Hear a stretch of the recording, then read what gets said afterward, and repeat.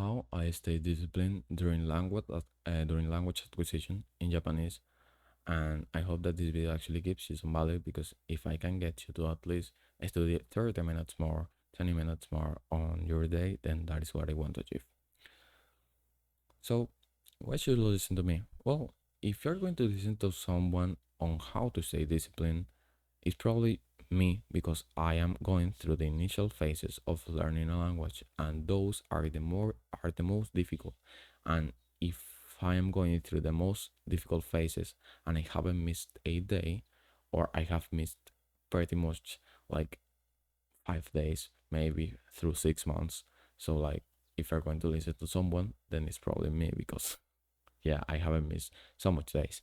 And there is here's some proof, which is in the which this proof is from the an application called Anki, in which in Anki there are some decks, and those decks, of course, have cards, and those cards actually have some vocabulary that you can study in the language that you want. For example, in this first deck here, which yeah, like I have been studying for like 2 months, as you can see here. The second decks for like 1 month, and this third one here for like 2 to 3 months. You can see here that actually these are the ones. This is the one that I have been studying for 1 month, and yeah, like you can see here that I have studied like probably 700 cards now. So like yeah, those are 700 words, and uh, this is the one that I have been studying for 2 months, which I am actually going to almost finish. And as you can see now, I can increase this shit. And well, I was going to plan you how it works.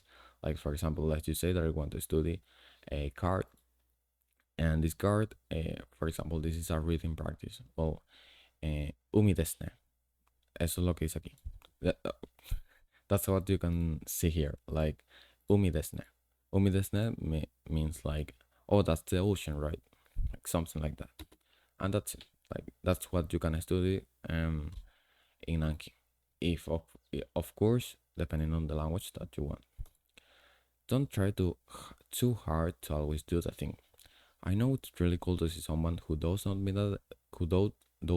a day, but that does not mean I'm not human though. Like for example, let's just say that I can just study 30 minutes a day.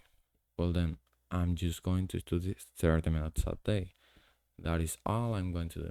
It's just that average people don't know how to planificate things. For example, let's just say that they want to study 4 hours of the language that day. Well, they are probably going to study 4 hours of the language that day, and the next week, and the other week, and the third week even, and the third week maybe. But the thing about that is that they are expecting a lot. They are not expecting to fail never. Like whenever I planificate things, I expect to fail, and that's why I don't set the bar too high. For example, let's just say that if I study 4 hours a day, well then the bar for me is just like 30 minutes a day. If I study more than 30 minutes a day, then that is all I wanted to accomplish. I usually end up studying like 5 hours a day because if I don't study 5 hours a day, I'm not going to get good results.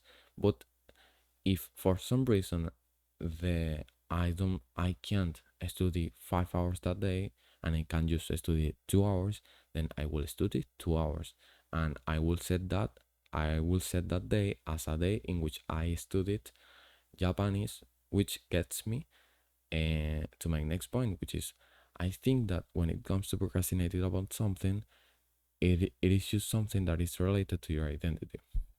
Why I say this? Because let's just say that your new self wants to study Japanese or whatever language, and your old self wants to study and wants to not study in this case, wants to eat sugar, wants to watch movies, and like your new and your old self are fighting, and usually the one who wins is the old self because you are more attached to that identity. So what should we do to actually um, change our identity? Well, if you just do the thing, you are going to change your identity. If you actually just do it, you will change your identity. Why? Because, for example, for me at least, if I have been studying Japanese for 6 months, for around 2 hours to 3 hours, then what do you think I am? I am someone who learns Japanese. I am someone who learns languages. Like I am speaking to you in English, and I am someone who has learned English because I did the action that required to do that. So, like, yeah, if you just do the thing, you are going to get the identity, but actually that can take a lot of time. So you can try things like visualizations, are um which they are like, actually they like work.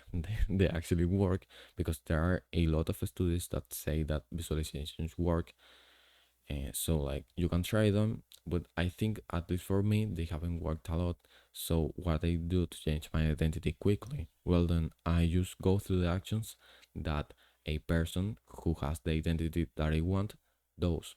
If a person, for example, who is a language learner, what does he do? What does he do? Well, then he just learn languages for like half of a day. Then that is what I'm going to be doing. I am going to be learning languages for all of the day, and that is all I want. That's all I will do that day. But of course, you can't achieve that if you don't have much discipline. So, like, of course, but yeah, that's something that I actually do to improve my identity, or get an identity which is going to benefit me. Now, this can get pretty like dangerous, because if you get too attached to an identity, this is another thing, but I wanted to explain it anyways. Like, this is another topic. This can get pretty dangerous, because if you get too attached to an identity, and you for some reason can't do that thing for the rest of your life, you are going to get depressed. So please, and don't get too attached to your identity, to your identities. For example, I now have the identity of someone who is an athlete, and that someone, uh, and that someone, and I have the identity of someone who actually trains a lot, trains like everything. So, like, for example, if I couldn't train for the rest of my life tomorrow, then I probably will get depressed. But I am actually willing to accept that, because I really enjoy uh, training. So, like, if I really enjoy training, I don't think it's bad to see yourself as an athlete, or a calisthenics athlete.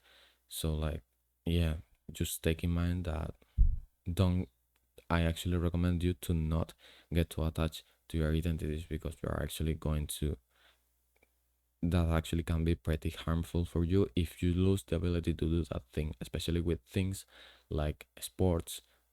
So, like, yeah, be pretty careful, and I hope that this video actually gives you some value. But before finishing the video, if you are interested on my product, which is an step-on-step process on how to get more discipline, and on top of that, learning the step-on-step process on how to learn languages, or how to learn Japanese in this case, well, then please see the description.